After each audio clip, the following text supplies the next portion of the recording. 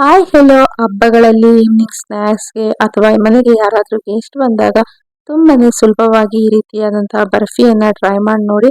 ಸಖತ್ ರುಚಿಯಾಗಿರುತ್ತೆ ಮತ್ತೆ ಹೆಲ್ತ್ಗೂ ಸಹ ತುಂಬಾನೇ ಒಳ್ಳೆಯದು. ಒಂದ್ಸರಿ ಮಾಡ್ಕೊಂಡು ತಿಂದ್ರೆ ಮತ್ತೆ ಮತ್ತೆ ಮಾಡ್ಕೊಂಡು ತಿಂತೀರಾ, ಅಷ್ಟು ರುಚಿಯಾಗಿರುತ್ತೆ, ಬಾಯಲ್ಲಿಟ್ರೆ ಕರಗುತ್ತೆ. ಹಾಗಾದ್ರೆ ಹೇಗ್ ಮಾಡಬೇಕು ಏನು, ವಿಡಿಯೋನ ಇಲ್ಲೂ ಸಹ ಸ್ಕಿಪ್ ಮಾಡಬೇಡಿ. ಮೊದಲಿಗೆ ಒಂದು ಮಿಕ್ಸಿ ಜಾರ್ನಲ್ಲಿ 1 ಕಪ್ನಷ್ಟು ನಾನಿಲ್ಲಿ ಹುರ್ಗಡ್ಲೆಯನ್ನ ತಗೊಳ್ತಾ ಇದ್ದೀನಿ. ಈಗ ಇದನ್ನ ನುಣ್ಣಗೆ ಗ್ರೈಂಡ್ ಮಾಡ್ಕೊಂಡ್ ಬರ್ಬೇಕಾಗುತ್ತೆ. ಈ ರೀತಿಯಾಗಿ ಫೈನ್ ಪೌಡರ್ ಆಗಬೇಕು, ಆ ರೀತಿಯಾಗಿ ಗ್ರೈಂಡ್ ಮಾಡ್ಕೊಳ್ಳಿ. ನಂತರ ಈಗ ಒಂದು ಪ್ಯಾನ್ ನಲ್ಲಿ 1 ಕಪ್ನಷ್ಟು ಬೆಲ್ಲವನ್ನ ತಗೊಂಡು ಇದಕ್ಕೆ 1/4 ಕಪ್ನಷ್ಟು ನೀರನ್ನ ಆಡ್ ಮಾಡ್ಕೊಳ್ತಾ ಇದ್ದೀನಿ. ಈಗ ಬೆಲ್ಲ ಪೂರ್ತಿಯಾಗಿ ಕರಗಬೇಕು, ಅಲ್ಲಿವರೆಗೂ ನಾವು ಚೆನ್ನಾಗಿ ಕುದಿಸ್ಕೋಬೇಕಾಗುತ್ತೆ. ನೋಡಿ, ಈ ರೀತಿಯಾಗಿ ಬೆಲ್ಲ ಎಲ್ಲ ಪೂರ್ತಿಯಾಗಿ ಕರಗಿ ಚೆನ್ನಾಗಿ ನೊರೆ ಬರ್ತಾ ಇದೆ. ನೀವು ಬೇಕಾದ್ರೆ ಇಲ್ಲಿ ಪುಡಿ ಬೆಲ್ಲನ ಸಹ ಯೂಸ್ ಮಾಡ್ಕೋಬಹುದು. ನೋಡಿ, ಇದು ಈ ರೀತಿಯಾಗಿ ಒಂದೊಳ್ಳೆ ಪಾಕ ಬರಬೇಕು. ಈ ರೀತಿಯಾಗಿ ನೀವು ಬೆಲ್ಲವನ್ನ ಕರಗಿಸ್ಕೋಬೇಕಾಗುತ್ತೆ. ಈಗ ಉರಿಯನ್ನ ಕಡಿಮೆ ಮಾಡ್ಕೊಂಡಿದ್ದಕ್ಕೆ ಸ್ವಲ್ಪ ಏಲಕ್ಕಿ ಪುಡಿ, 1-2 ಸ್ಪೂನ್ನಷ್ಟು ಕೊಬ್ಬರಿ ತುರಿಯನ್ನ ಹಾಕೊಂಡು ಒಮ್ಮೆ ಚೆನ್ನಾಗಿ ಮಿಕ್ಸ್ ಮಾಡ್ಕೊಳ್ಳಿ. ಈಗ ಸ್ಟವ್ ಅನ್ನ ಆಫ್ ಮಾಡಿಕೊಂಡು ಈಗಾಗಲೇ ಗ್ರೈಂಡ್ ಮಾಡ್ಕೊಂಡಿರುವಂತಹ ಪುಟಾಣಿ ಪೌಡರ್ ಏನಿರುತ್ತಲ್ಲ ಅದನ್ನ ಆಡ್ ಮಾಡ್ಕೋಬೇಕಾಗುತ್ತೆ. ಈಗ ಇದನ್ನ ಆಡ್ ಮಾಡ್ಕೊಂಡು ಒಮ್ಮೆ ಚೆನ್ನಾಗಿ ಮಿಕ್ಸ್ ಮಾಡ್ಕೊಳ್ಳಿ. ಇದು ಸ್ವಲ್ಪನೂ ಗಂಟು ಇರಬಾರ್ದು, ಆ ರೀತಿಯಾಗಿ ಚೆನ್ನಾಗಿ ಮಿಕ್ಸ್ ಮಾಡ್ಕೋಬೇಕಾಗುತ್ತೆ.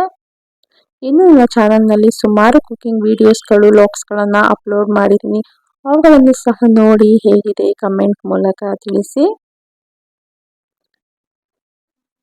ನೋಡಿ, ಈ ರೀತಿಯಾಗಿ ನೀಟಾಗಿ ಮಿಕ್ಸ್ ಮಾಡ್ಕೋಬೇಕಾಗುತ್ತೆ.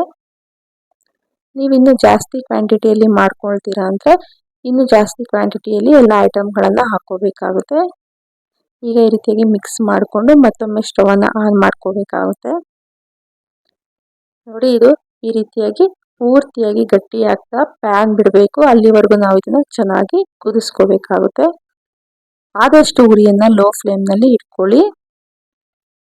ಈ ಹಂತದಲ್ಲಿ ಬೇಕಾದ್ರೆ 1-2 ಸ್ಪೂನಷ್ಟು ತುಪ್ಪವನ್ನ ಸೇರಿಸ್ಕೊಳ್ಳಿ. ಈಗ ಇದು ಚೆನ್ನಾಗಿ ಪ್ಯಾನ್ ಬಿಟ್ಟಿದೆ, ಈಗ ಸ್ಟವ್ ಅನ್ನ ಆಫ್ ಮಾಡ್ಕೊಳ್ಳೋಣ. ಈಗ ತುಪ್ಪ ಸವರಿರುವಂತಹ ಒಂದು ಪ್ಲೇಟ್ ಅಥವಾ ಬೌಲ್ಗೆ ನಾವು ಈ ರೀತಿಯಾಗಿ ಮಾಡಿಕೊಂಡಿರುವಂತಹ ಹಿಟ್ಟನ್ನು ಹಾಕೊಳ್ಬೇಕಾಗುತ್ತೆ. ನಂತರ 1 ಕಪ್ಪಿನ ಸಹಾಯದಿಂದ ಇದನ್ನ ನೀಟಾಗಿ ಪ್ರೆಸ್ ಮಾಡ್ಕೊಳ್ಳಿ. ಇದು ಆದಷ್ಟು ಸ್ವಲ್ಪ ಬಿಸಿ ಇದ್ದಾಗಲೇ ಈ ರೀತಿಯಾಗಿ ನಿಮಗೆ ಯಾವ ಶೇಪ್ ಬೇಕೋ ಆ ಶೇಪ್ನಲ್ಲಿ ಈ ರೀತಿಯಾಗಿ ನೀಟಾಗಿ ಪ್ರೆಸ್ ಮಾಡ್ಕೊಳ್ಳಿ. ನಂತರ ಮೇಲೆ ಸ್ವಲ್ಪ ಕೊಬ್ಬರಿ ತುರಿಯನ್ನ ಹಾಕೊಂಡು ಸ್ವಲ್ಪ ಗಸಗಸೆಯನ್ನ ಆಡ್ ಮಾಡಿಕೊಂಡು ನಿಮಗೆ ಯಾವ ಶೇಪಲ್ಲಿ ಬೇಕೋ ಆ ಶೇಪ್ನಲ್ಲಿ ಕಟ್ ಮಾಡ್ಕೊಳ್ಳಿ. ನಾನಿಲ್ಲಿ ಸ್ಕ್ವೇರ್ ಶೇಪ್ನಲ್ಲಿ ಕಟ್ ಮಾಡ್ಕೊಳ್ತಾ ಇದ್ದೀನಿ.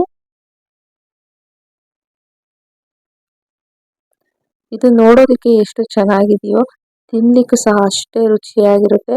ಏನಾದರೂ ಸ್ವೀಟ್ ತಿನ್ಬೇಕು ಅನ್ನಿಸ್ದಾಗ ದಿಢೀರ್ ಅಂತ ಈ ರೀತಿಯಾಗಿ ಪುಟಾಣಿಯಿಂದ ಒಂದು ಸ್ವೀಟನ್ನು ಮಾಡ್ಕೊಂಡು ತಿನ್ನಿ, ತುಂಬಾನೇ ರುಚಿಯಾಗಿರುತ್ತೆ.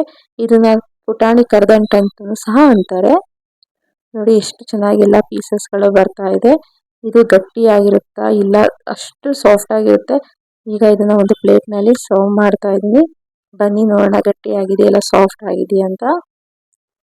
ನೋಡ್ತಾ ಇರ್ಬೋದು ಕಟ್ ಮಾಡಿದ್ರೆ ಎಷ್ಟು ಸಾಫ್ಟ್ ಆಗಿದೆ ಅಂತ, ಬಾಯಲ್ಲಿಟ್ರೆ ಕರಗುತ್ತೆ, ಅಷ್ಟು ರುಚಿಯಾಗಿತ್ತು. ನೋಡಿದ್ರಲ್ಲ, ಈ ರೆಸಿಪಿ ಇಷ್ಟ ಆಗಿದೆ ಅಂತ ಅನ್ಕೊಳ್ತೀನಿ. ಇಷ್ಟ ಆಗಿದ್ರೆ ನಿಮ್ಮ ಫ್ರೆಂಡ್ಸ್ ಮತ್ತು ಫ್ಯಾಮಿಲಿ ಮೆಂಬರ್ಸ್ ಒಂದಿಗೆ ಈ ವಿಡಿಯೋನ ಶೇರ್ ಮಾಡಿ, ಹಾಗೆ ನನ್ನ ಚಾನೆಲ್ ನಲ್ಲಿರುವಂತಹ ಎಲ್ಲಾ ವಿಡಿಯೋಗಳನ್ನ ನೋಡಿ ನನಗೆ ಸಪೋರ್ಟ್ ಮಾಡಿ. Thank you so much and bye.